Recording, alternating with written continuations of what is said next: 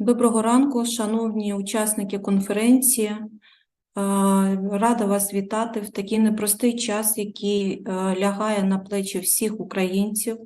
І, зокрема, безумовно, дуже важливо зазначити, як живуть з цим безпосередньо пацієнти, які мають рідкісне орфанне захворювання муковісцидоз. І цей захід приурочений Європейському дню муковісцидозу, який визначається в Європі 21 листопада. І це дуже важливо наразі зібратися, проговорити найважливіші питання, освітити їх, зокрема, отримувати відповіді на ті питання, які хвилюють пацієнтів, що залишаються в Україні і що наразі вимушені були потрапити в інші країни взагалі світу. Тому дійсно постає величезне питання: муковісцидоз – вирок чи діагноз у період війни.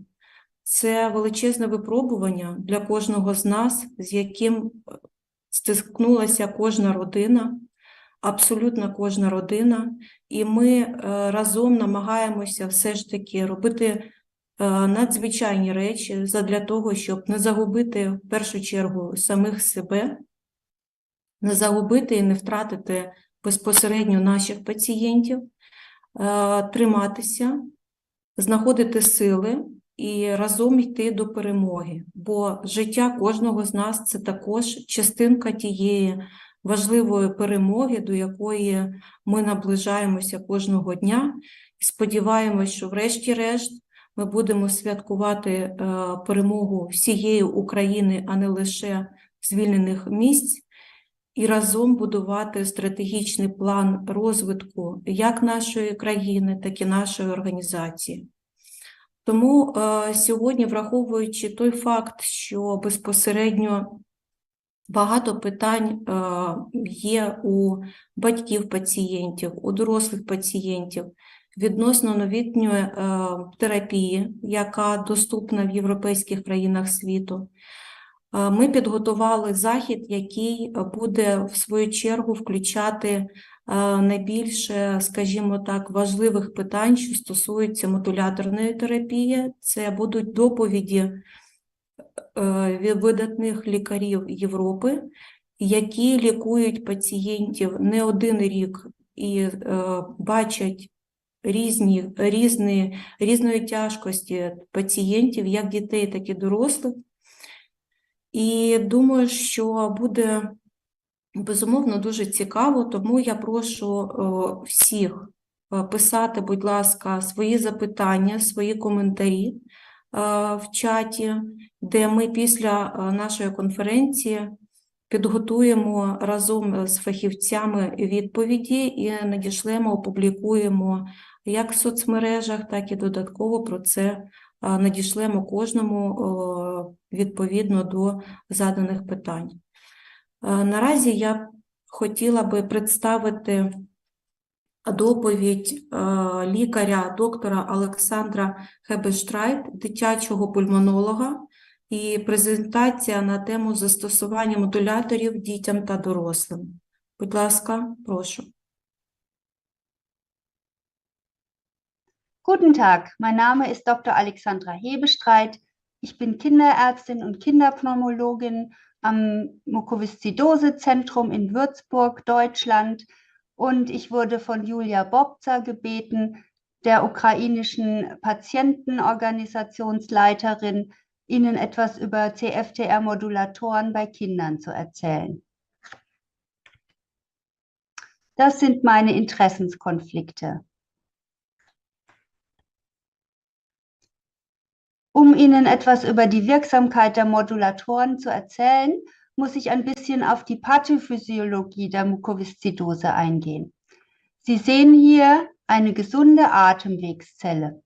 Hier ist die Luftseite, hier ist die Blutseite. Und hier in der Zellwand sitzt der CFTR-Chloridkanal, der das Chlorid aus der Zelle heraustransportiert, und auch den Natriumkanal, wo Natrium in die Zelle einströmt, inhibiert, also hemmt. Das Wasser geht parallel zu den Chloridionen auf die Atemwegseite sodass hier auf der Luftseite ein Flüssigkeitsfilm entsteht, wo die Flimmerhärchen gut schlagen können und alle Zellen und Abfall und Bakterien aus der Lunge heraustransportieren. Bei der Mukoviszidosezelle, die Sie hier sehen, ist es so, dass es keinen CFTR-Chlorid-Kanal gibt oder dass er defekt ist. Das Chlorid wird natürlich nicht aus der Zelle raustransportiert. Es kommt zu einem vermehrten Einstrom von Natrium in die Zelle und die Richtung des Wassers ist jetzt genau entgegengesetzt. Das Wasser wird nämlich wieder in die Zelle zurückresorbiert, was bewirkt, dass der Flüssigkeitsfilm hier sehr, sehr dünn ist. Die Flimmerhärchen verkleben, können nicht mehr schlagen und aller Zellabfall, alle Bakterien sammeln sich hier in der Lunge, bilden einen zähen Schleim, der von den Patienten nicht aus der Lunge heraustransportiert werden kann.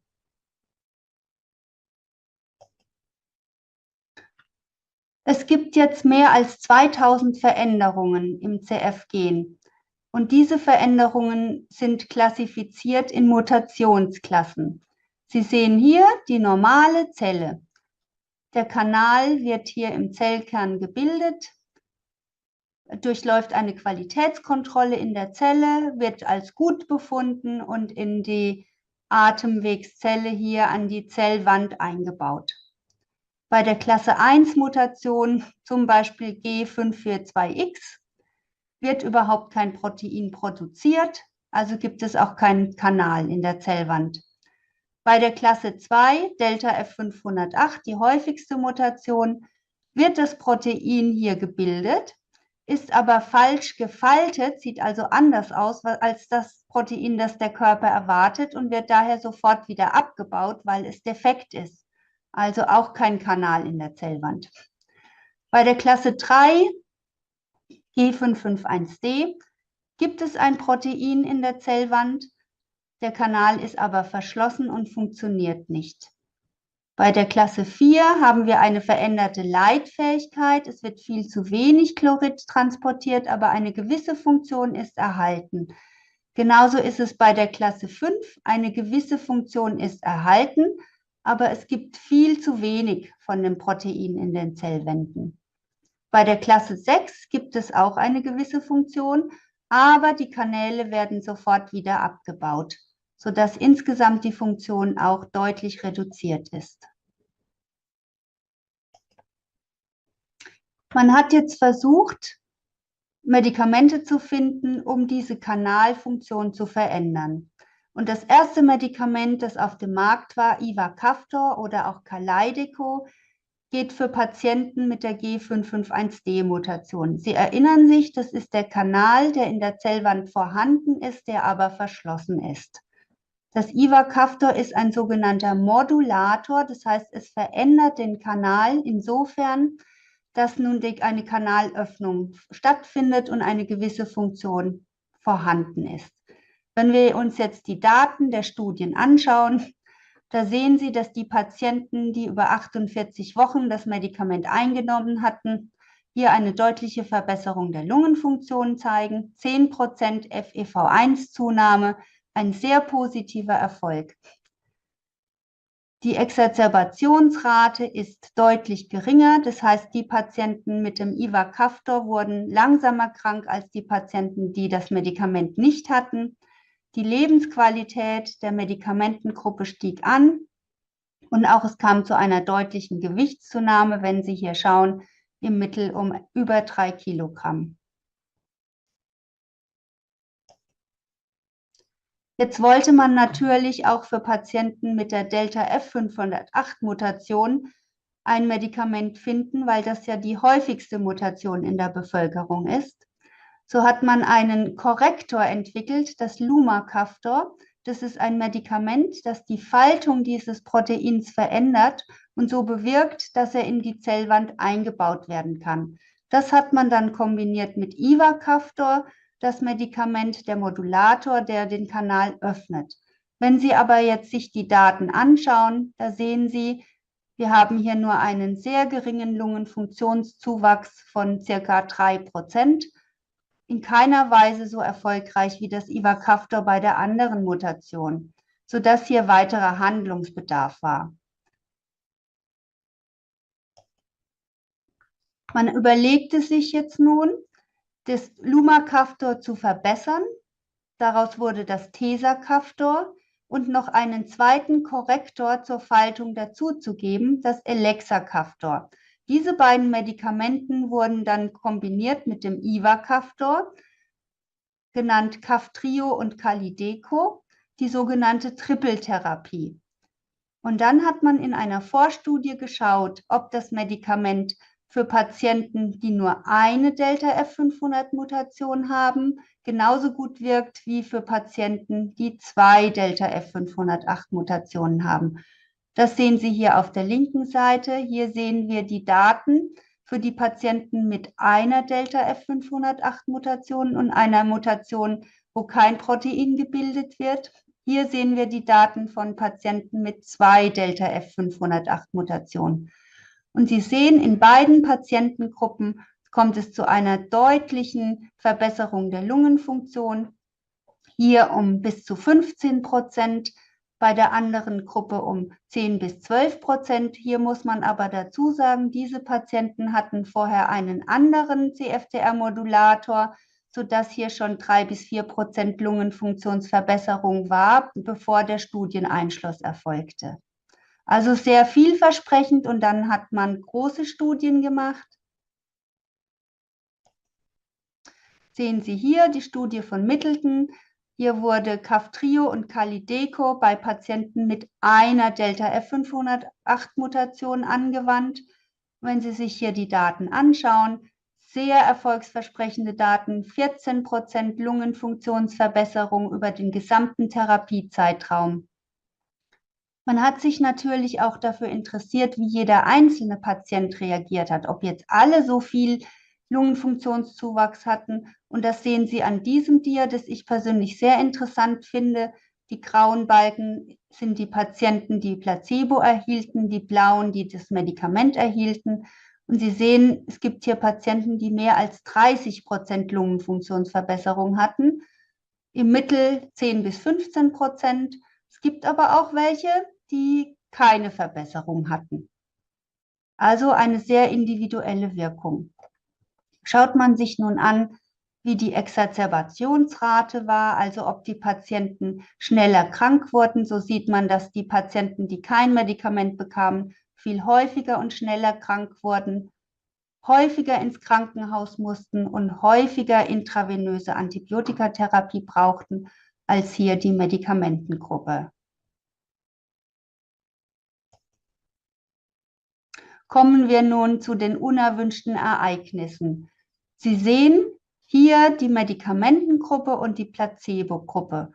In beiden Gruppen gab es viele unerwünschte Ereignisse. Unerwünschte Ereignisse ist zum Beispiel ein Luftwegsinfekt oder Durchfall, Erbrechen.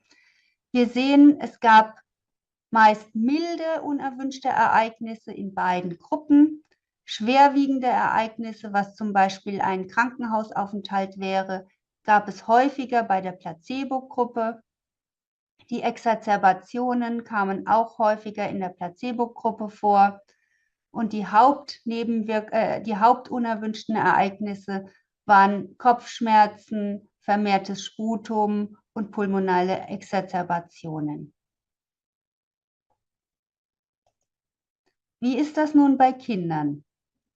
Sie hatten sich besonders für die Kinder interessiert.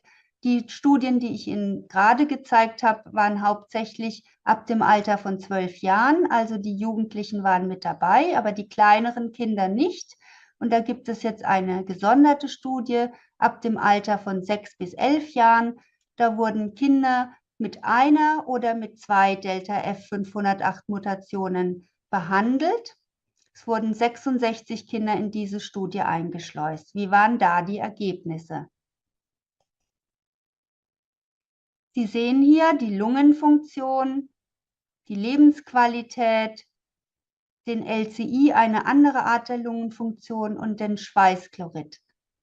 Wie Sie sehen, steigt bei den Kindern wie bei den Erwachsenen auch die Lungenfunktion deutlich an. Die FEV1-Werte verbessern sich hier um 12%. Die Lebensqualität steigt immens. Der LCI-Wert fällt ab. Das ist ein Maß für die gleichmäßige Lungenbelüftung und je niedriger der Wert, desto besser. Also auch hier eine Verbesserung und der Schweißchloridgehalt ist bei den Kindern noch deutlicher reduziert als bei den Erwachsenen. Wir sehen hier einen Abfall um 60,9 Millimol pro Liter im Mittel. Viele der Kinder befinden sich dann im Normalbereich beim Schweißtest oder im Intermediärbereich.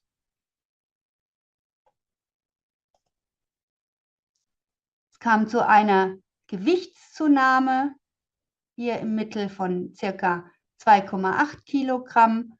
Und wenn man jetzt sagt, naja, Kinder wachsen und nehmen zu, kann man anhand dieser Grafik sehen, dass es eine überproportionale Gewichtszunahme war. Diese Linie würde heißen, das Kind nimmt altersentsprechend zu und hier hatten die Kinder also mehr zugenommen, als zu erwarten war. Ebenso eine BMI-Zunahme, auch übermäßig. Das Längenwachstum war normal. Gucken wir uns die unerwünschten Ereignisse bei den Kindern an. Da muss man sagen, es gab insgesamt wenig unerwünschte Ereignisse. Es gab keinen Todesfall in der Gruppe. Die häufigsten Ereignisse waren Husten, Kopfschmerzen und Fieber. Und viele Eltern sind ja wegen der Wirkungen auf die Leber beunruhigt. Wenn man sich hier anschaut, es gab bei 7 Patienten erhöhte Leberwerte. Also das ist nicht übermäßig viel.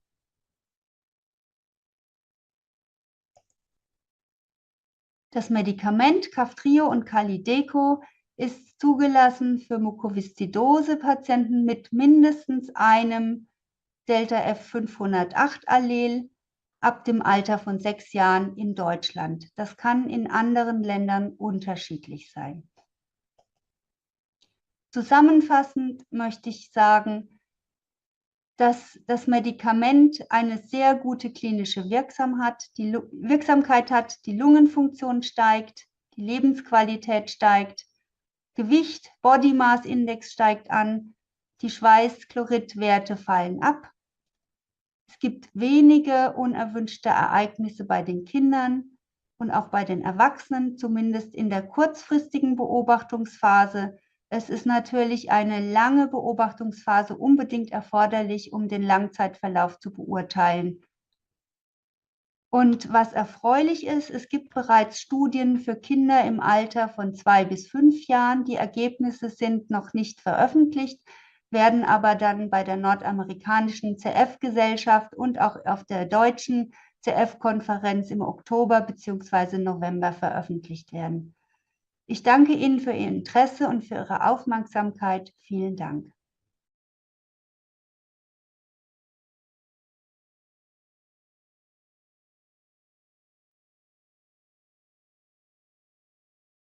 Ми дуже дякуємо пані Олександрі за чудовий виступ і дійсно за ту інформацію, яка була почута. Я вважаю, що це буде опорою для багатьох лікарів в Україні задля того, щоб розуміти, з якими проблемами можуть зіткнутися, для кого терапія буде найбільш ефективною, посилаючись і використовуючи ті дані, які були нам продемонстровані. Наразі я знову ж таки хотіла б звернутися до всіх учасників нашої конференції. Будь ласка, не забувайте писати свої питання, які є важливими для всіх нас, і ми безпосередньо будемо робити все можливе задля того, щоб фахівці, які готували сьогоднішні доповіді, надали розгорнути відповіді і сконтактували безпосередньо, якщо це лікар, будемо домовлятися про те, щоб був безпосередньо прямий зв'язок з лікарем, в якого будуть виникати ті чи інші питання. Дуже вам дякую пані Олександрі. Ми сьогодні ще почуємо спільну доповідь разом з професором, а наразі я б хотіла рухатись далі і сказати про те, що зараз ми заслухаємо доповідь Марти Хайкової з Словаччини, доктора, яка розповість нам тему доповіді «Роль інгаляційних антибіотиків у світі інноваційного лікування пацієнтів з муковісцидозом». Будь ласка, прошу.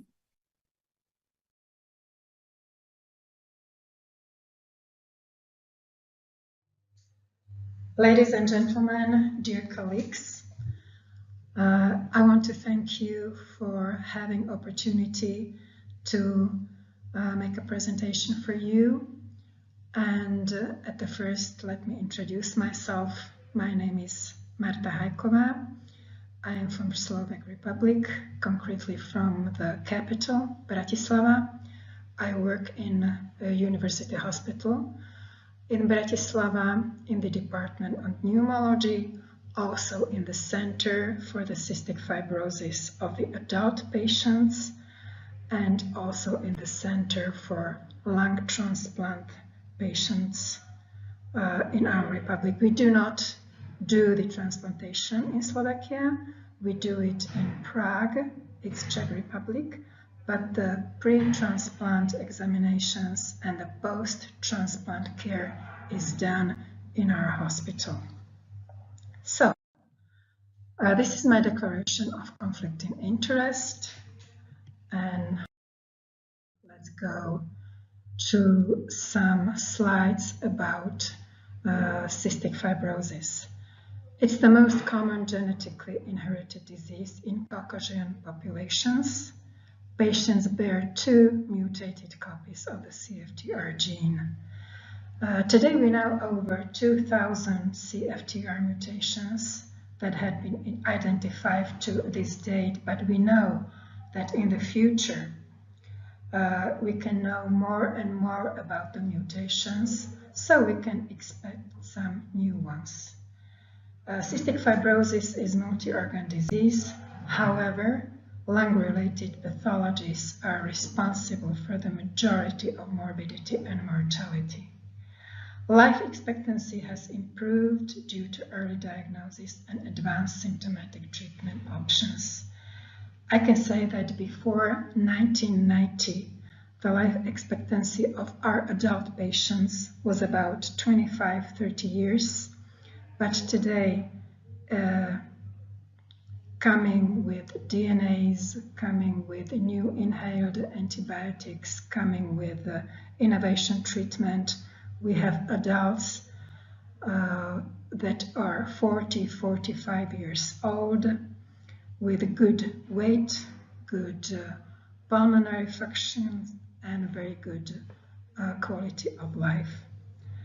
Nowadays, there are therapeutic aimings of the primary molecular cause of the disorder, and that is very important for us. We use them the last 2 or 3 years.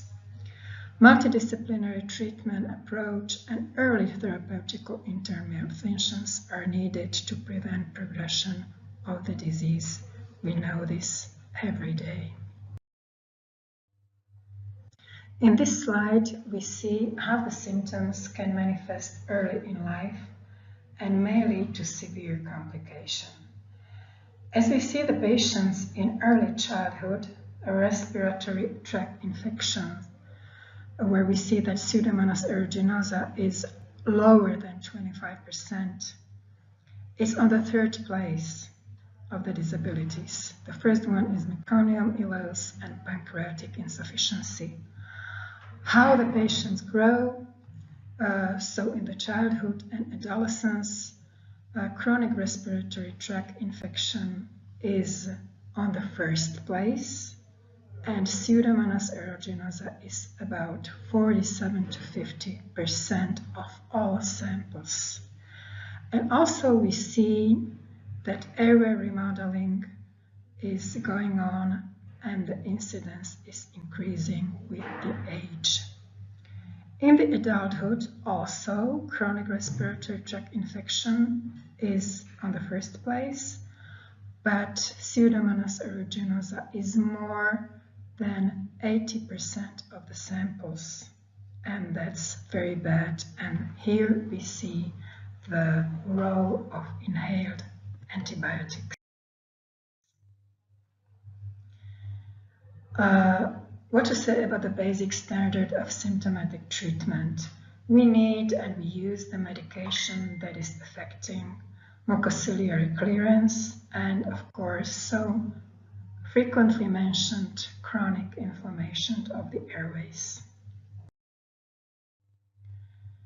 We use in our country what we have, of course, mucolytics. That means acetylcysteine is the more frequent than Ambroxol and Erdosine. Very much, every patient has reduction of sputum viscosity with recombinant DNAs, and the mucus hydration, that means using dry powder mannitol, is not frequent in our patient population. So, what about the treatment with inhaled anti-infectives? It's very important for our patients that it's non-invasive application. Very good local deposition, and with the local deposition goes optimal drug concentration. Antibiotics directly enters the site of infection via the respiratory tract. We see high concentration at the site of infection, and it goes with the reduced need for oral and parenteral antibiotics. And that is very important because it minimizes the risk of systemic toxicity and adverse effects that we see in our patients that have to have parenteral antibiotics, let's say 4 to 5 times a year. And of course, it lowers the potential to cause microbial resistance. But there are pitfalls of inhaled antibiotics. These inhaled antibiotics can only reach ventilated areas of the lungs.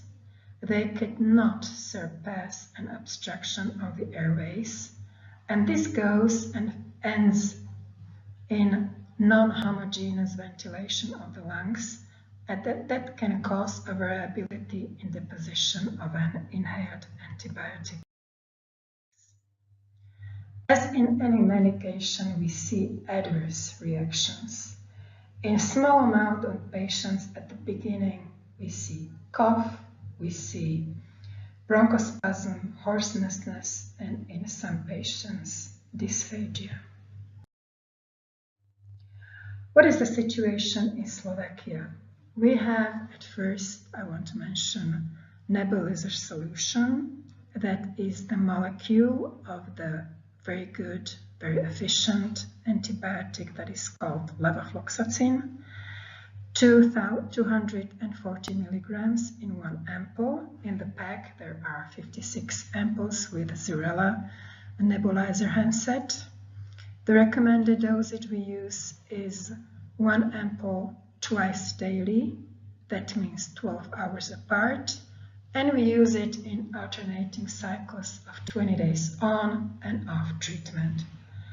This molecule is indicated for the management of chronic pulmonary infections due to Pseudomonas aeruginosa only in adult patients with cystic fibrosis. How to use it? How to use this nebulizer solution? The optimal inhalation process is to teach the patients that at first they have to use the bronchodilator. After that, after the airways are opened enough, they applicate DNAs that decreases the viscosity of the sputum.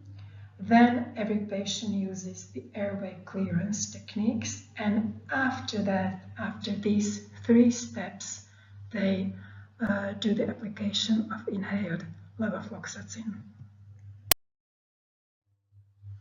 The second nebulizer solution we have is tobramycin, 300 milligrams in 1 ampoule. In one pack we have also 56 ampoules. The recommended dosage is 300 milligrams twice daily, 12 hours apart, and we also, as the previous antibiotic, use alternating cycles for 28 days on and off treatment.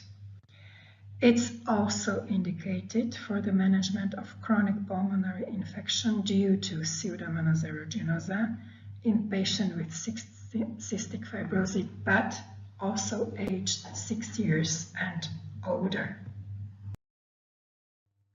Third one is inhalation powder that is in capsules. And also with this pack we have the inhalation system that is called turbazine. The recommended dosage is 1 inhalation twice daily. It's indicated for the management of chronic pulmonary infections due to Pseudomonas aeruginosa in patients with CF aged 6 years and older. Because of the lack of the inhalation antibiotics, we also use parenteral antibiotics that can be applied for the inhalation use. That means colomycin, gentamicin, and amikacin. But this amikacin, because of its very bad adverse effects, we use only in the case of Mycobacterium abscessus infection. Why we talk so much about significance of Pseudomonas aeruginosa? First of all, as I said already, it's the most common opportunistic pathogen of adult CF patients. And what is very bad, it's associated with symptom aggravation, a very bad decline of lung function, and more frequent exacerbations. That means visits in emergency, hospitalizations, and also exitus. In our country, we have register of the patient with cystic fibrosis, and I'm proud to say that this register is the part of the European Register of Cystic Fibrosis Patients. In this register we put only the patients with positive sweat test and with examinated 2 mutations.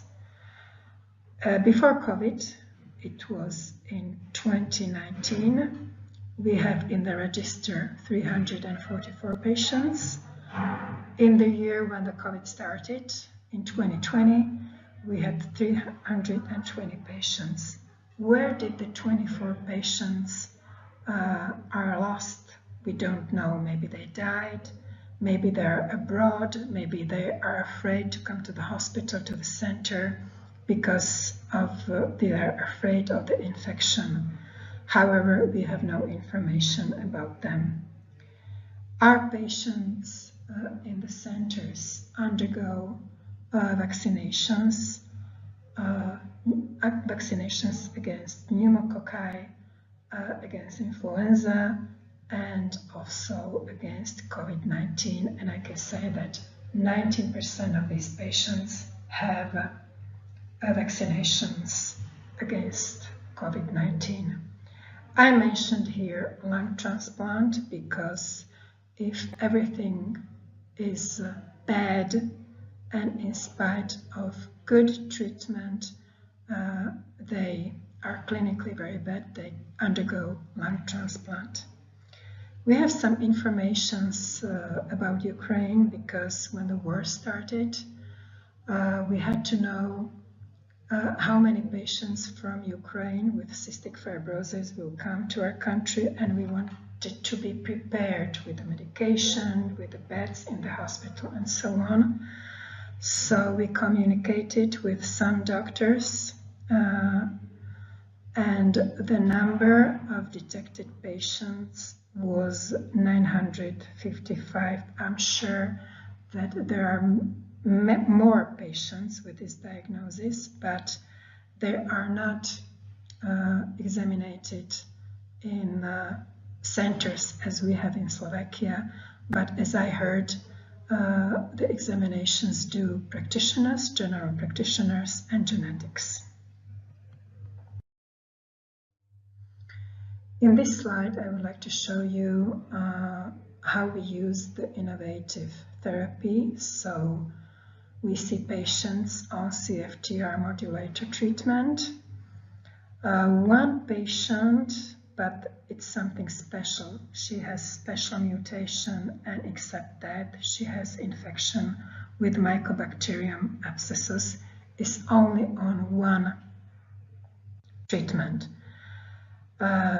Dual combination in the children between 2 and 5 years, the amount is 16 patients. Between 6 and 11 years, the amount is 18 patients. 12 patients are older than 12 years. And the triple tether therapy, that means the best therapy, is in 92 patients. You can ask why only 92 patients. It's because only they have the right mutations for this therapy.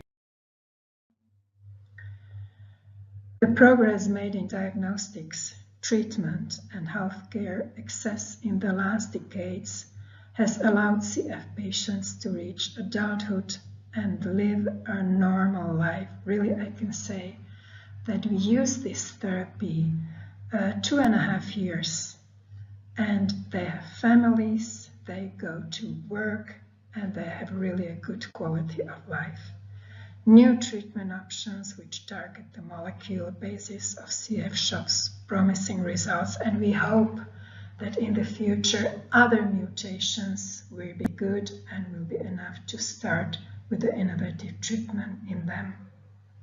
CF registers provide valuable information about the efficacy and safety of the new drugs in long term. And of course, and we hope that it's so, the research of new treatment options continues. There is not enough data yet to evaluate the importance of inhalation antibiotic use in patients treated with CFTR modulators. But in clinical practice, we do see transient loss of colonization by the most aggressive microbes, that means Burkholderia cepacia and Pseudomonas aeruginosa. However, a complete long-term eradication is hard to establish. We thus still value inhalation antibiotics as a treatment of high importance in CF patients, and we do not end this. A 5-year monitoring period must take place first to further assess the treatment effects and potentially adjust this statement. Thank you very much.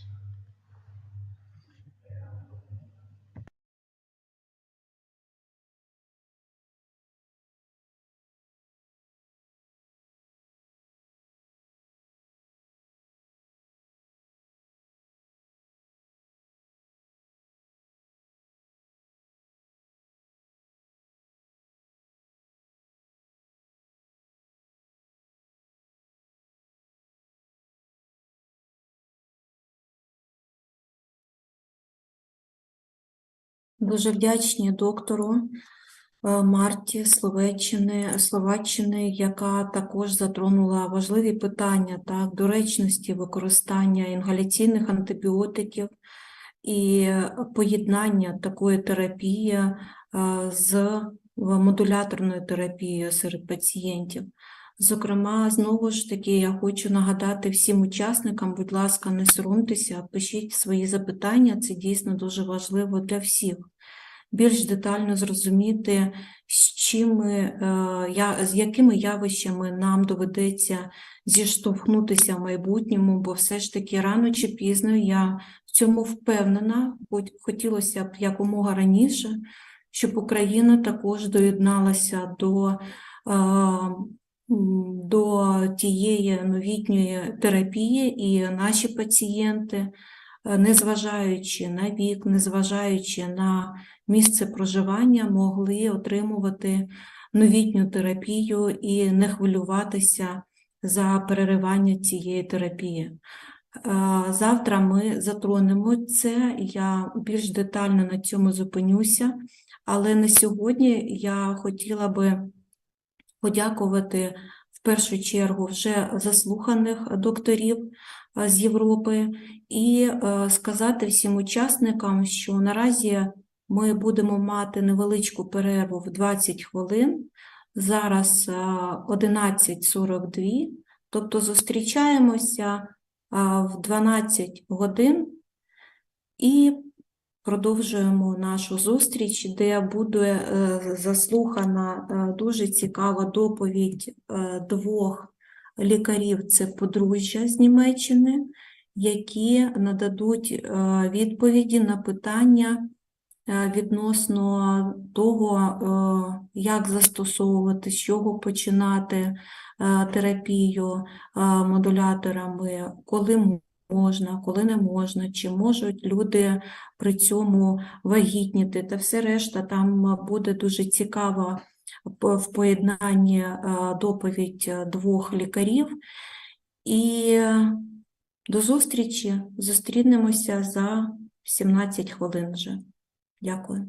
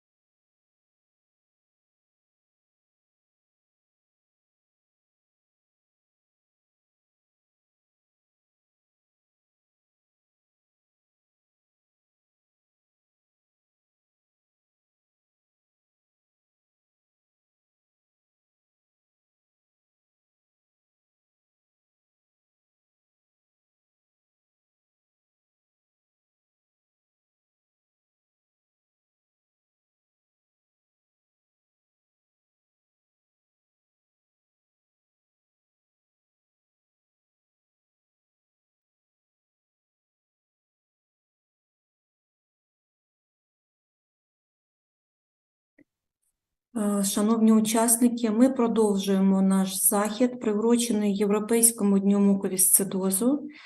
І наразі я б хотіла би запросити до нашої конференції і послухати доповідь дорослої пацієнтки Маркетки Мішикової, яка працює менеджером з маркетингу та піар-кампанії в клубі муковісцидозу Чеської Республіки, і презентація на тему фандрейзинг в Чеській Республіці. Будь ласка, прошу. Hello, my name is Markéta Mikšíková and I am Marketing and PR Manager in Klub Cystické Fibrozy in the Czech Republic. I am also a patient with cystic fibrosis. I was asked to tell you how we do fundraising in the Czech Republic. I don't know what your knowledge is, so I will start with a basic explanation of what fundraising is. Fundraising means raising money. If you do charity, fundraising is essential for you. There are many types of fundraising. You can get money from companies, from individuals, from grant programs, but also thanks to events, sales, charity books, direct mail, and so on. You can get money, but also you can get item of service. If I have to talk about Klub CF, first I should say that we are a patient organization. This means that parents and patients are the decision makers. Klub CF was founded by parents in 1992. There are over 700 patients with cystic fibrosis in the Czech Republic, and I'm proud to tell you that more than 500 of them are members of Klub CF. As you can see in the presentation, these children and adults can receive a lot of support and services. Klub CF is also only one organization for patients with cystic fibrosis in the Czech Republic. So how we do raise funds? As you can see, our main source of income is donations from companies, grants, and individual donations. There are 7 employees in the Klub CF, and 4 of them somehow work with fundraising. Let's have a look on a grant program. Grant programs are provided by organizations such as government institutions, large companies, and foundations. Fundraisers have to search for these grants. You must have a project that fits into the grant program. Then you have to write an application that includes such things as a budget, timeline, a number of employees who will work on the project, and so on.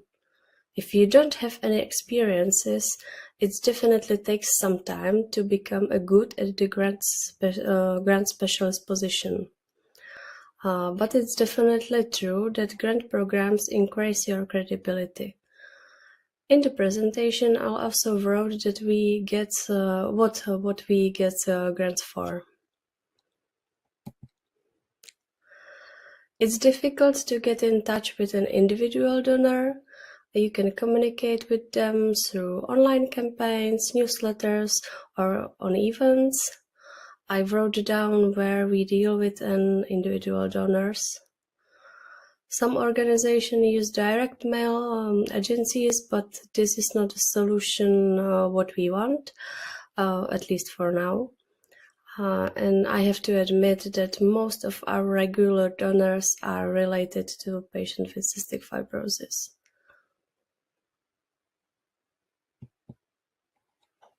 On the other hand, we can easily find contact for companies on the internet. You can reach out to anyone, but it's good to choose a person who has the power to open the door. Some companies have a department dedicated to charitable activities. Company will expect something in return. At least it's their logo on your website, but you can set these things up in your fundraising price list. I also wrote 3 ways how you can get money from companies. They are a donation contract, sponsorship contract, or an invoice. It is necessary to find a balance between donors, because more small donors mean more work for you, but relying on a few higher donation is a little bit risky. Here you can see in detail how the donation process works. We start the communication with phone call or mail. Sometimes we meet in person, and I definitely recommend it because personal meeting can bring great results. If we made a deal, it's time to make a contract. After the contract is signed and the money came, we are preparing another document. If I should translate it literally, it's called confirmation of receipt of the gift. This document is important for the tax office in the Czech Republic. We do register the contract and the donation in our system. And of course, we thank to the donor and continue to communicate with them, at least by letting them know how the donation was used. There are some tools that I want to share that we are using for our work. Software that I find extremely useful is CRM. CRM stands for Customer Relationship Management.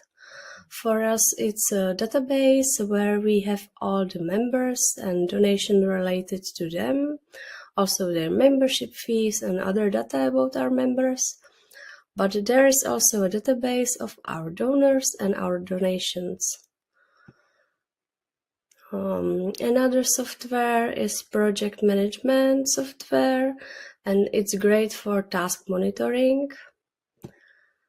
And email software is wonderful if you are sending emails to a large group of people.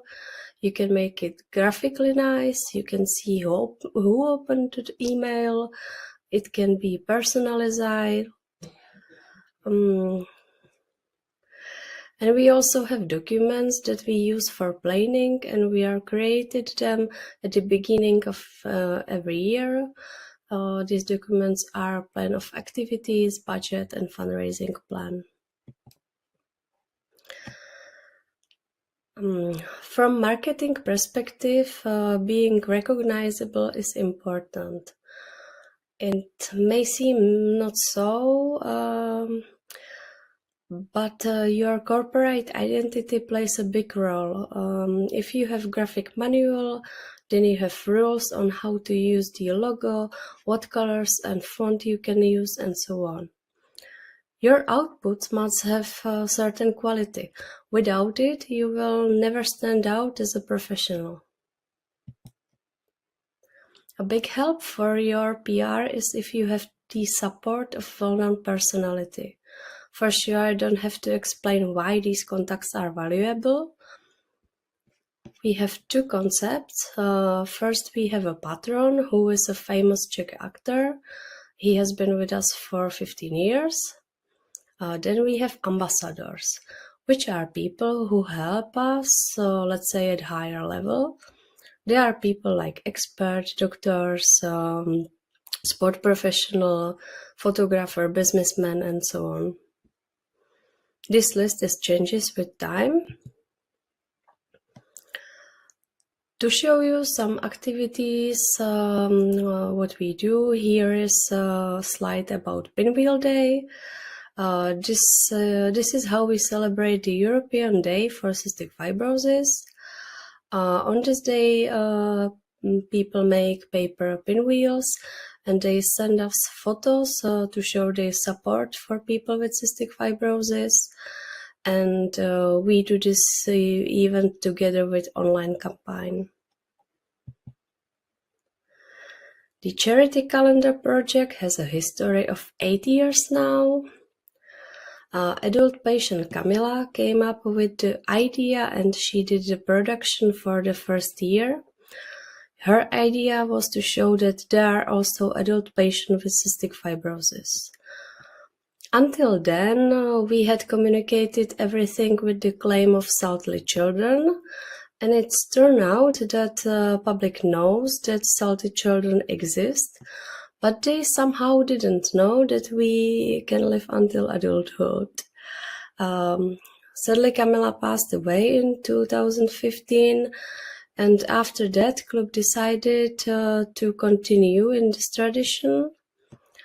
We also managed to raise awareness among the public about salty women. And now we have to call it just a salty calendar, because it's turned out that they know we have adult women, but somehow they didn't know that CF can affect men too. By selling the calendar and auction the photos, we are able to raise a large amount of money.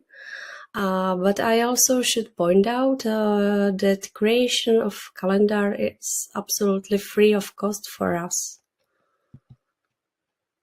Several sports events are organized by volunteers and partners. There are many ways how to use these events to earn money. You can have booths there, you can promote yourself, you can sell products, you can get money from starting fees, and so on. Even we have experience with virtual runs. They are organized by our volunteers, and people send money to our account for the kilometers they have run, and it works. It worked for us not to organize these events, but just to participate in. However, we are regularly organizing cultural events. Every other year we have a big auction of children's pictures, and every year we have the launch of calendar in Prague and in Brno. Before COVID, we participated in a music festival every year, and to promote Pinewheel Day we did marches through the city, but it's been no time. In recent years, it's necessary to be active online. Here are some of our campaigns. For example, the poster with masked child was to promote tolerance towards people who wear masks in public. We had a huge fundraising campaign in 2017 together with the movie The Angel of God. In autumn, we traditionally do an awareness campaign and present a new calendar. And now you have the opportunity to see a preview of this year's Pinwheel Day campaign. We managed to have 3 spots on national TV. Spots in TV are great for building awareness and gives you credibility, of course. However, under the terms of national TV, it was not possible to use them for fundraising. Actually, a spot for TV must be in high quality. Production is really expensive, and the script should be also prepared by a professional. Luckily, we always manage to do this through sponsorship. We also have 2 videos that we produced ourselves. They are for the presentation of our work and give more information about cystic fibrosis. These videos are used for grants and for partners. And you can find our videos on our YouTube channel. Before I finish, let me tell you a little about the auctions. We have experience with auction signs of the beginning of our organization. As you can see on the photo, we do this auction of children's pictures since 90s. Nowadays, the auction is moderated by one of our ambassadors. There are usually around 50 items in the auction. Like I said before, we also do photo auctions during the launch of the calendar. There are usually 6 of these photos, and We also have experience with online auctions. We do them since 2019. First, we did it on Facebook, but we found more effective online software. So we have an auction on our own website. This auction is about sport equipment from famous Czech sport professionals. And I can say that from these auctions, we are able to obtain a lot of money, even from people who would not be interested in donation. I hope you find some of our experience useful. If you have any question, don't hesitate to contact me.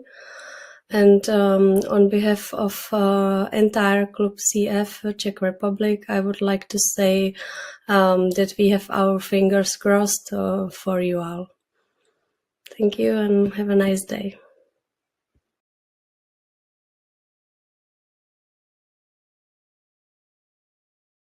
Дуже дякуємо Маркетці за цікаву доповідь. Дійсно, є що взяти за основу і є куди рухатись, але принаймні ми дуже сподіваємось на те, що врешті-решт отримуємо перемогу і зможемо використовувати і навички наших друзів, так, з Європи, і все ж таки згадаємо про те, що ми також приймали участь у марафонах, де збирали кошти на портативні кисневі концентратори. Це було декілька років тому, але все ж таки долучалися до таких подій задля того, щоб донести про існування таких пацієнтів в Україні, і наскільки важливо, щоб суспільство свідомо ставилося до проблем таких пацієнтів, бо зазвичай дійсно нас непомітно серед маси людей, так, зокрема, більш-менш доброму стані пацієнти мало чим відрізняються від здорових людей. І тому дійсно обізнаність на всіх рівнях, починаючи з дитячих садків, школи, університетів і врешті-решт всього суспільства, дуже важливо задля того, щоб далі рухатись і все ж таки не зупинятися і отримувати від життя саме дійсно життя. І в черговий раз дуже вдячна всім, хто долучався, так, і долучається до конференції. Будь ласка, ще раз нагадаю, що пишіть ваші коментарі в чаті, пишіть питання, це дуже важливо розуміти, що ми разом рухаємося, що нас цікавить питання муковісцидозу в Україні, особливо під час війни. І наразі ми продовжуємо, і хочу запросити до нашої конференції і послухати дуже цікаву доповідь подружжя лікарів, які займаються проблемами муковісцидозу, лікують таких дітей і дорослих пацієнтів. Це, зокрема, професор доктор Хельге Хебештрайт, менеджер невідкладної допомоги, лікар-педіатр, дитячий пульмонолог, лікар спортивної медицини, та доктор Олександра Хебештрайт, дитячий пульмонолог. Питання застосування модуляторів дітям та дорослим. Будь ласка, прошу. Mein Name ist Dr. Alexandra Hebestreit. Ich hatte Ihnen bereits etwas über die CFTR-Modulatoren erzählt. Ich arbeite an der Universitätskinderklinik im Christiane-Herzog-Zentrum in Würzburg, ebenso wie mein Mann, Herr Professor Dr. Helge Hebestreit, ebenfalls Kinderarzt und Kinderpneumologe am Mukoviscidose-Zentrum in Würzburg. Und wir möchten Ihnen jetzt die Fragen beantworten, die Frau Julia Bobzer uns gestellt hat, die wohl von Patienten gestellt wurden, sodass Sie hier mehr Informationen bekommen. Die erste Frage ist an Herrn Professor Hebestreit. Ein 8-jähriges Kind hatte eine Lebertransplantation. Die Frage ist, ob er Kaftrio zusammen mit der Immunsuppression einnehmen kann. Es gibt inzwischen eine Publikation, die über eine ganze Reihe von Patienten berichtet, die nach Lebertransplantation auch mit Kaftrio behandelt worden sind. Auch wir haben Patienten die entsprechend Kaftrio bekommen nach Lebertransplantation. Wichtig dabei zu beachten ist, dass die Dosis an Kaftrio reduziert werden muss, entsprechend auch der Dosisreduktion, die man bei Antipilzmedikamenten nutzt, und dass die Spiegel der Immunsuppressiva, der Medikamente, intensiv kontrolliert werden müssen und gegebenenfalls dann die Dosis der Immunsuppressiva auch angepasst werden muss. Die zweite Frage an uns war, welches die niedrigsten Lungenfunktionswerte waren, die wir bei unseren Patienten beobachtet haben, die dann Kaftrio erhalten haben, und natürlich die Frage, wie stark haben diese Patienten profitiert. Ja, die niedrigste Lungenfunktion, die ein Patient bei uns hatte, war 19%.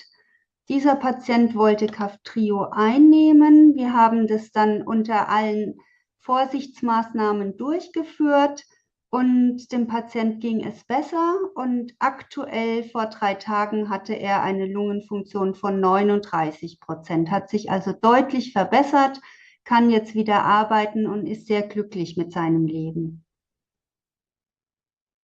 Die nächste Frage: Was sind die niedrigsten Lungenfunktionswerte, die erlaubt sind, dass man Kaftrio einnehmen kann? Gibt es eine Untergrenze und können wir ein positives Ergebnis erwarten, wenn man die Medikamente bei einer sehr, sehr niedrigen Lungenfunktion einnimmt?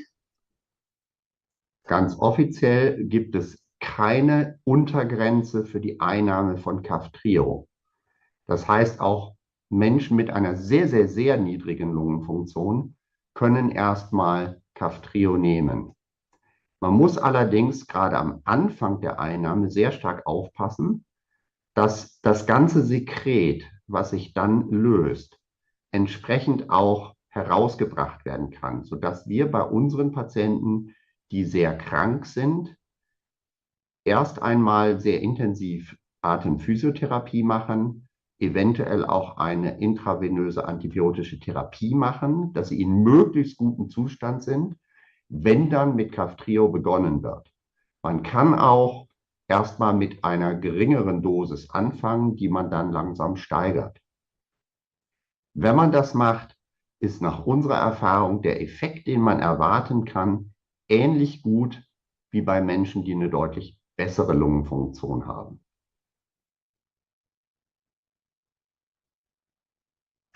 Die nächste Frage ist, welche Risiken haben Menschen, die Kaftrio einnehmen und aus irgendwelchen Gründen dann aufhören müssen, das Medikament zu nutzen?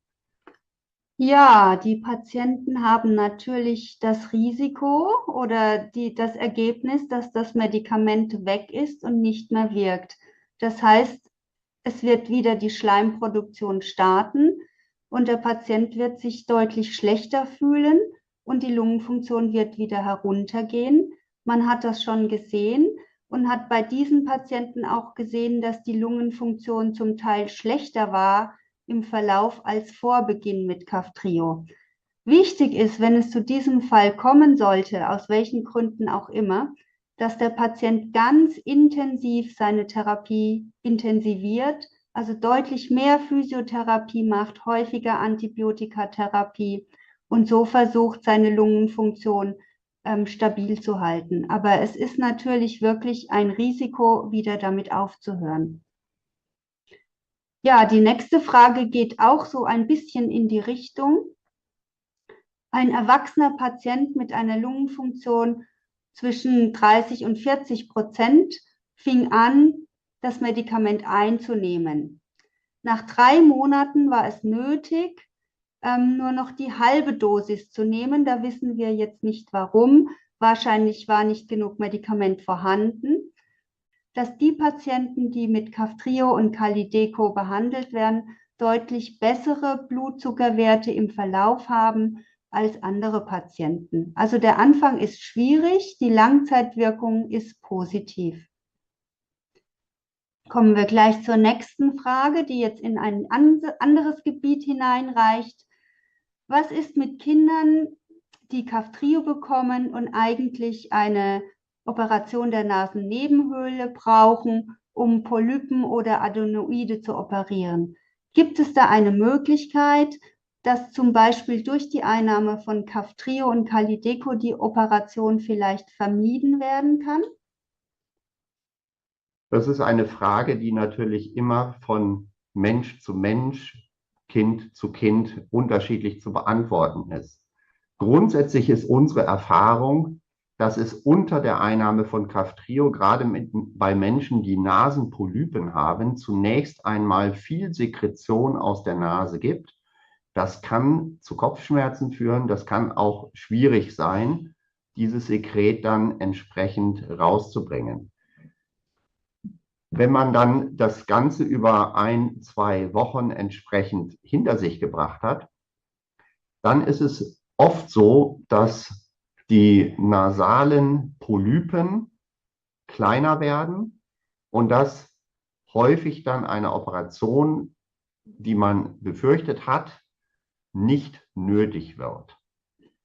Bei den Adenoiden, die ja besonders bei kleinen Kindern eine Rolle spielen, kennen wir die Auswirkungen von Kaftrio noch nicht, weil einfach im Moment, zumindest in Deutschland, nur Kinder ab 6 Jahren behandelt werden.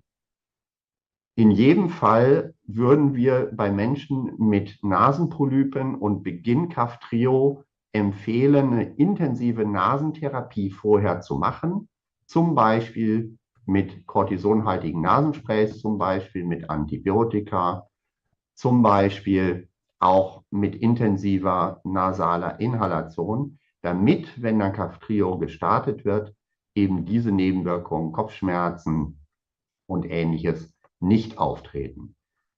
Die Cortisonpräparate, die man in die Nase sprayen kann, können dann auch, wenn die Nase entsprechend durchgängig ist, gegen Adenoide besser helfen. Die nächste Frage war, wenn ein Kind vergessen hat, sein Medikament zu nehmen, was soll man dann tun? Das ist eine einfache Frage, weil es ganz genau im Beipackzettel erklärt ist, auch mit einem schönen Bildchen. Wenn das Kind die Tablette vergessen hat und es ist noch nicht 6 Stunden her, seit sie die Tablette einnehmen sollte, dann nimmt sie die Tablette einfach später ein und macht am Abend ganz normal weiter. Ist es jetzt aber länger her als 6 Stunden, wo die Tablette eingenommen hätte werden sollen, dann nimmt man am Abend statt der Einzelpille Kalydeco die 2 Tabletten Kaftrio. Und warum macht man das so? Weil nämlich in dem Kaftrio 3 Medikamente vorhanden sind, im Kalydeco nur 1 Medikament. Und man möchte natürlich, dass das Kind dann an diesem Tag auch die 3 Medikamente genommen hat. Die nächste Frage ist auch relativ einfach. Das Kind verwechselt die Morgen- und Abendpillen. Was sollte man in diesem Fall tun? Die Antwort auf die Frage ergibt sich eigentlich schon aus der Antwort auf die vorangegangene Frage. Nimmt das Kind morgens die Abenddosis, also nur das Kalydeco ein, würde man abends dann die 2 Kaftrio-Tabletten geben. Am nächsten Tag geht es dann normal weiter. Nimmt das Kind abends eine zusätzliche Morgendosis ein, würde man am nächsten Morgen ganz normal wieder mit der Morgendosis beginnen und dann die Abenddosis geben. Die nächste Frage ist, was sind die häufigsten allergischen Reaktionen auf eine Modulatortherapie? Also man kann sagen, es gibt jetzt eigentlich nicht sehr viele allergische Reaktionen auf die Modulatortherapie. Man sieht bei einigen Patienten Hautrötungen oder Ekzem entstehen. Das ist hauptsächlich bei jungen Frauen, die möglicherweise auch Hormone einnehmen. Das kann schon sehr ausgeprägt sein. In diesem Fall hilft es, das Medikament kurzfristig abzusetzen und dann mit einer niedrigen Dosis wieder anzufangen, dann wird es in der Regel gut vertragen. Andere allergische Reaktionen wurden bisher nicht beobachtet. Die nächste Frage heißt, wie leidet der psychische Zustand eines Patienten, der gerade begonnen hat mit der Modulatortherapie? Bei den allermeisten Patienten bessert sich die Lebensqualität, das Energielevel, einfach der Spaß am Leben. Ganz selten kann es allerdings sein, dass einzelne Betroffene entweder eine gewisse nächtliche Unruhe verspüren und nicht so gut schlafen können. In diesen Fällen gibt es Einzelfallberichte, dass man möglicherweise die Morgen- und die Abenddosis der Medikamente vertauschen kann, also abends immer die 2 Tabletten Kaftrio nimmt und morgens Kalideco, dass das helfen kann. Es gibt natürlich auch Einzelne, bei denen es zu depressiven Verstimmungen kommen kann. Hier würde ich aber direkt auf die nächste Frage weitergeben. Was soll man dann tun, wenn es zu so einer depressiven Verstimmung kommt, die vielleicht auch im Zusammenhang mit der Therapie steht? Ja, eine depressive Verstimmung ist ja oft sehr vielschichtig. Im ersten Schritt geht es darum, erstmal die Ursache herauszufinden. Gibt es vielleicht andere Gründe für die Depression? Ich würde auf jeden Fall einen Psychiater, wenn es bei einem Kind ist, einen Kinderpsychiater hinzuziehen. Und wenn man jetzt wirklich denkt, diese depressive Episode kommt möglicherweise durch das Medikament, dann ist durchaus gerechtfertigt zu sagen, wir setzen das Medikament ab und schauen, wie es dem Patienten dann geht. Man kann dann auch versuchen, ähnlich wie bei den Hautveränderungen, dass man das Medikament langsam wieder einschleicht. Man könnte auch nur eine geringere Dosis verabreichen und schauen, was das macht mit der Depression.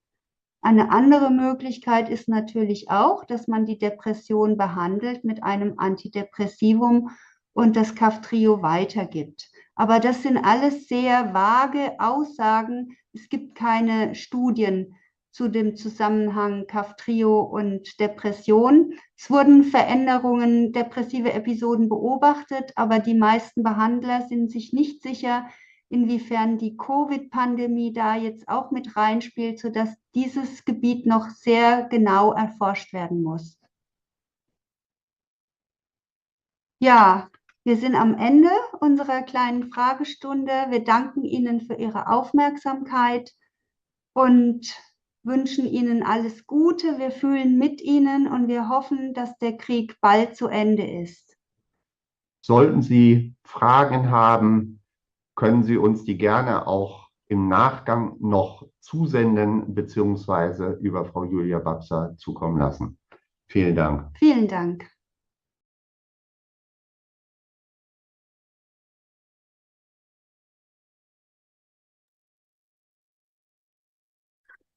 Дуже дякую лікарям з Німеччини, які майже на всі питання, які були задані, відповіли, так, ну, не майже, а на всі питання, зокрема, те питання, яке сьогодні ми побачили в чаті від нашої мами-пацієнта, якому була зроблена трансплантація печінки відносно застосування таргетної терапії, чи доречно, і як розпочинати, і як слідкувати за станом здоров'я. Це дуже важливі аспекти, безумовно. І я ще раз хочу подякувати безпосередньо лікарям, безпосередньо нашій команді, правлінню асоціації, Юлії Бобзі за звернення та запрошення лікарів прийняти участь і допомогти українцям розібратися, що саме з якими питаннями, які питання є найкричущі і як ми можемо вчасно відреагувати на ті чи інші випадки. Так, зокрема, якщо там пацієнт вже знаходиться в Європі і розпочав цю терапію, і за деяких причин він пропустив дозу, чи не пропустив, чи поплутав, як виходити з цих ситуацій. Це дійсно такі насущі питання, які, я думаю, що час від часу відчувають і наші пацієнти, і я вважаю і вірю в те, що ми все ж таки, незважаючи на дуже тяжкі обставини наразі в Україні, на війну, на всі тяжкі, безумовно, дуже тяжкі перемовини з компанією Vertex, але все ж таки рано чи пізно наші пацієнти в Україні зможуть отримувати дороговартісну терапію, яка дійсно продовжить життя і зменшить ризики госпіталізації і ускладнень захворювань. Я наразі би хотіла, продовжуючи нашу зустріч, нашу конференцію, присвячену муковісцидозу, Європейському дню муковісцидозу, прочитати доповідь безпосередньо Штефана Круп, голови німецького товариства муковісцидозу з Німеччини, на тему «Муковісцидоз. Вітання України з Німеччини».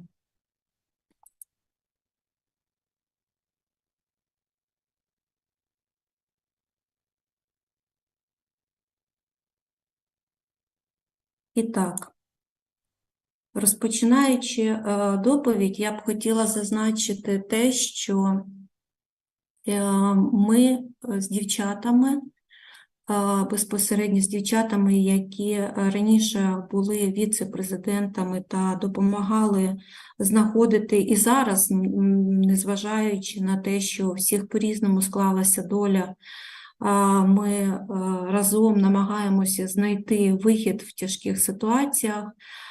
Безпосередньо з Настею та Зіною ми були знайомі. Ми познайомилися з цим чоловіком на конференції в Сербії.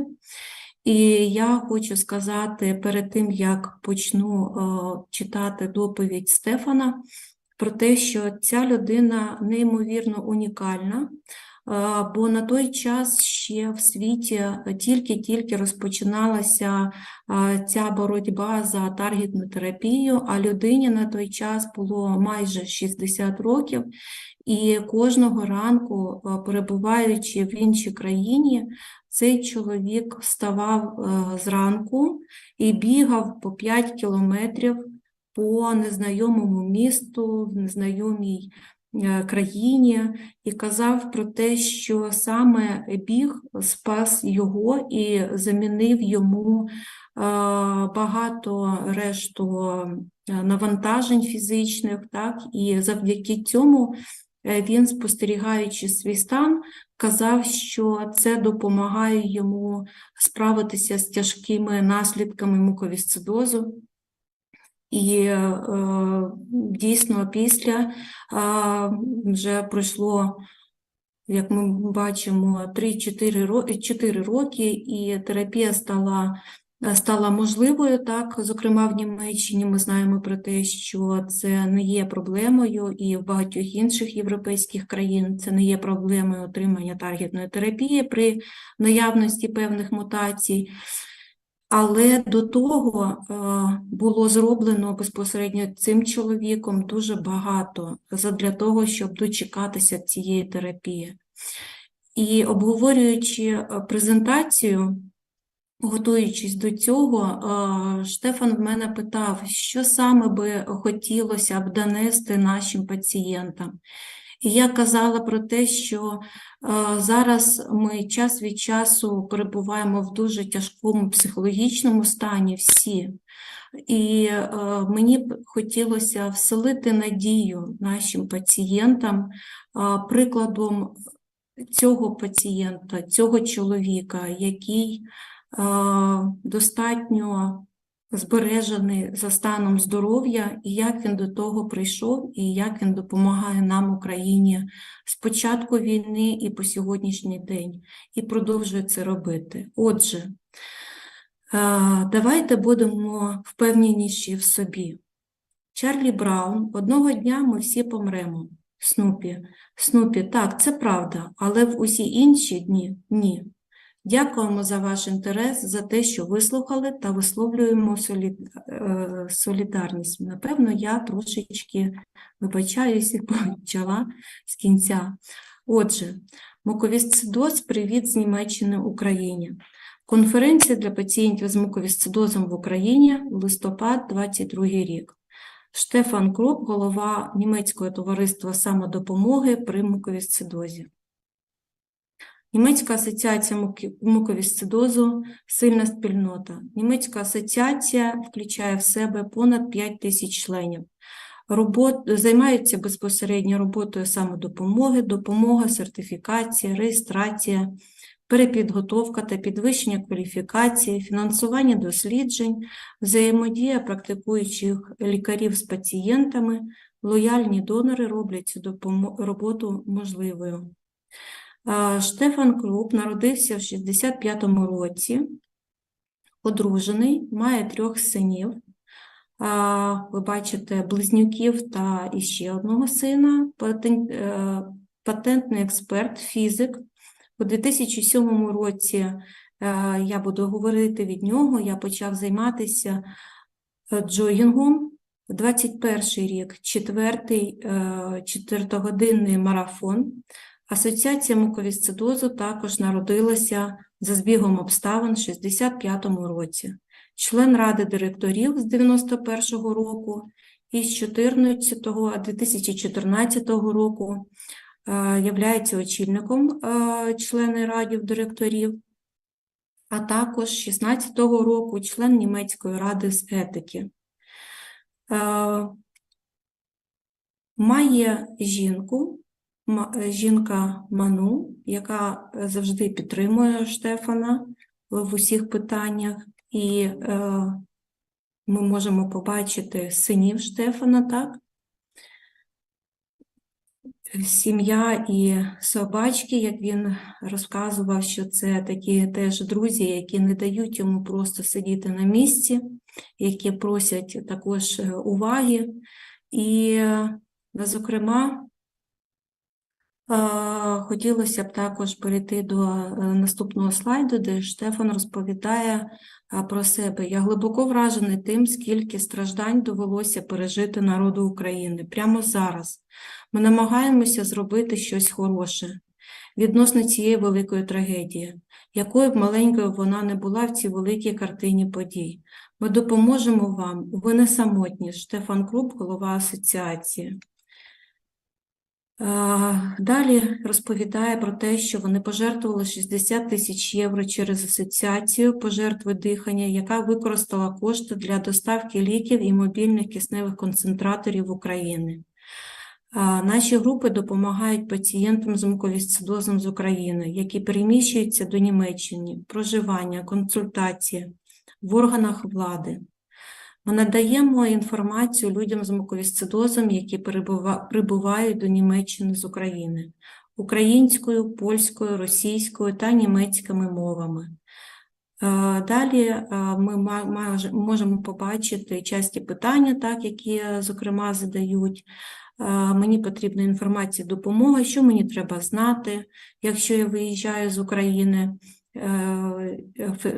Питання і відповіді з приводу в'їзду України та розселення, і все решта ви можете побачити безпосередньо на посиланнях, які зображені на слайді, і врешті-решт в записі також ми зможемо це опублікувати, де люди, які ще перебуваючи в Україні, можливо, планують мандрувати, то безпосередньо я думаю, що ця інформація буде дійсно дуже важливою.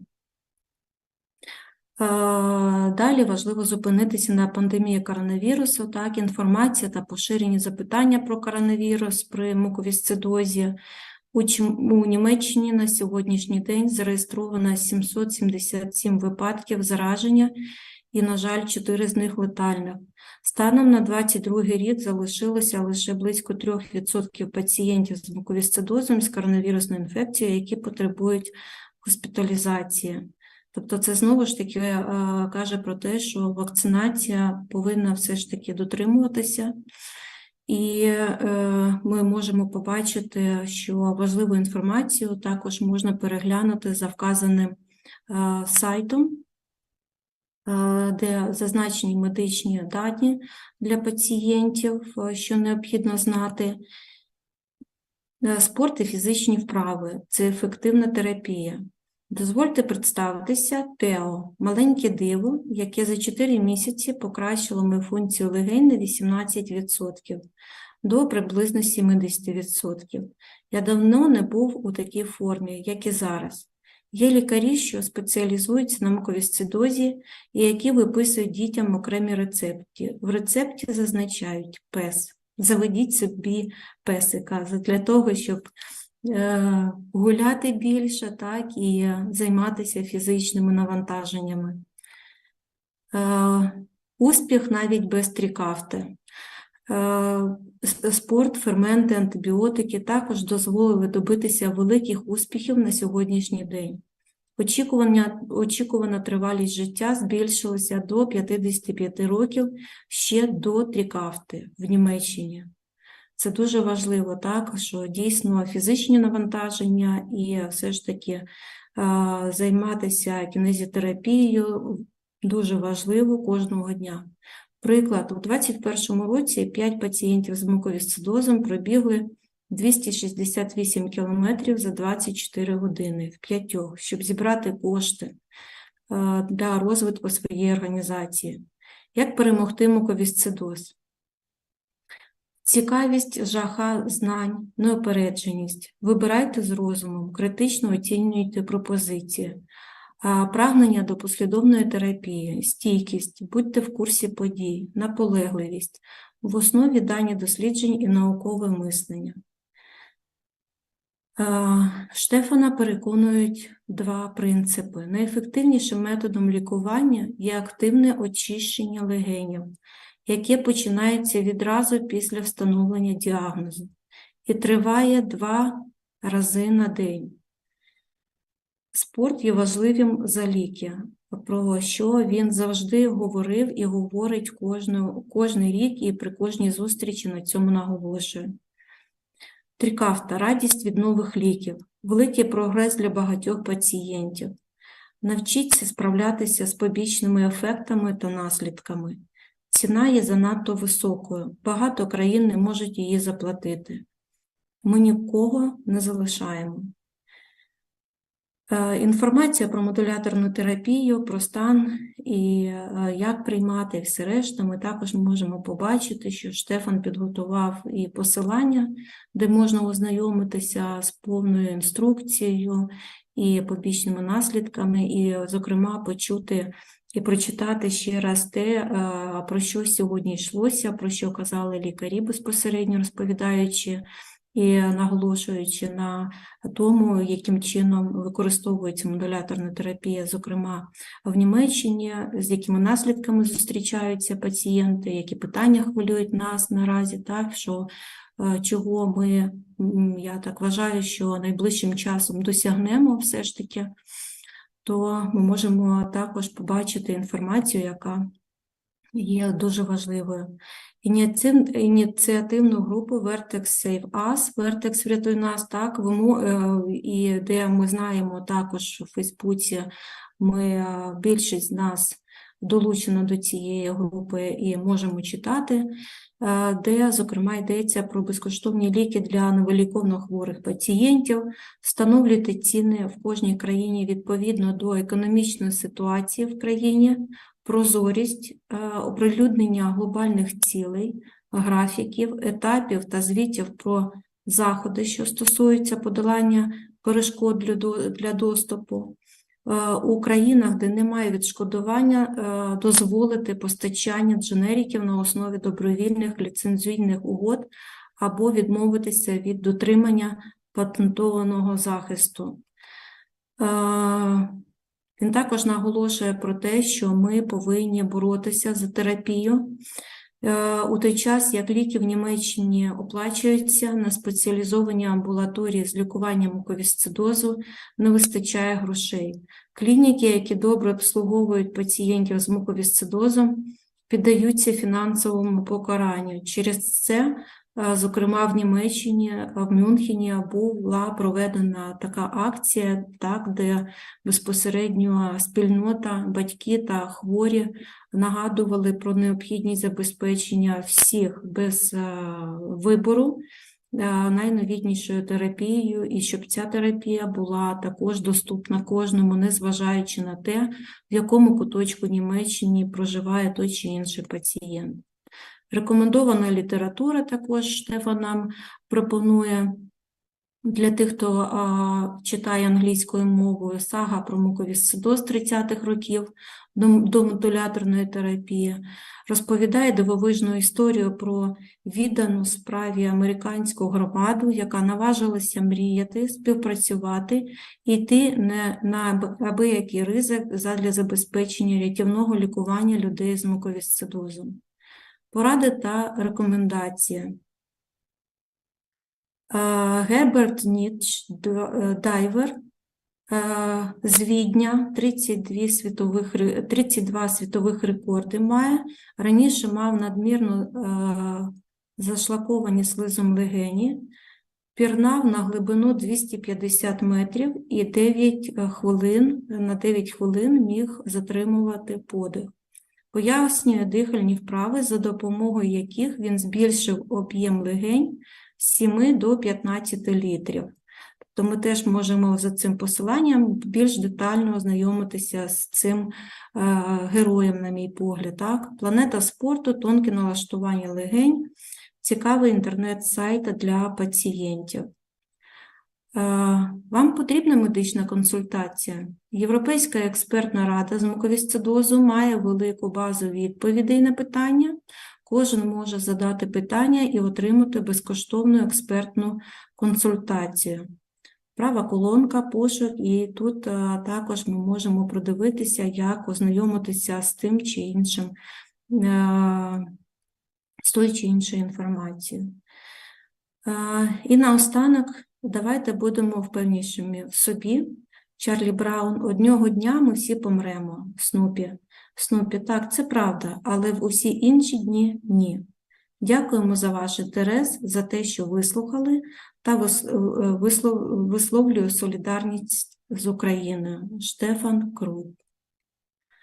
Дуже дякуємо, Штефане. Безумовно, я від себе хочу сказати, що я рада тим, що знайома з цією видатною, на мій погляд, людиною, яка робить все можливе задля того, щоб продовжувати життя, навчати нас. І ми сподіваємося, що разом все ж таки ми досягнемо найбільших результатів, а наразі для всіх нас в Україні найбажаніший результат – це життя, це перемога на всіх рівнях, незважаючи на дуже тяжкі обставини.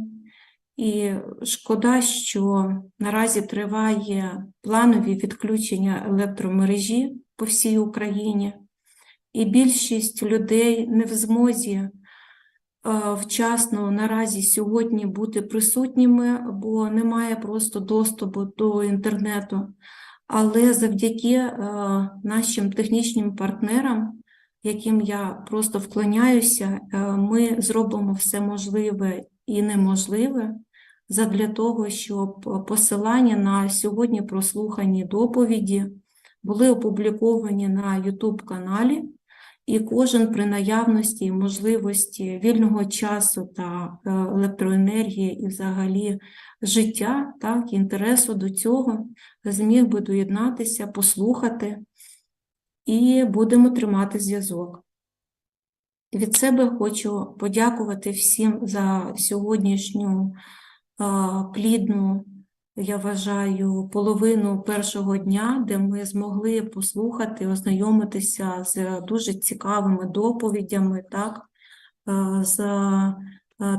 ознайомитися з відповідями на питання, які збирали, готуючись до цього заходу, і запросити всіх до завтрашнього дня, продовження нашої конференції, яку ми розпочнемо об 11 годині ранку. І ми зможемо розказати про той шлях, який ми подолали протягом 9 місяців війни, з чим стикнулися взагалі пацієнти з муковісцидозом в Україні, які були перешкоди, як ми намагалися вирішити і допомогти кожному, що ми для цього робили, що вже зроблено на рівні держави, на рівні нашої асоціації, зокрема.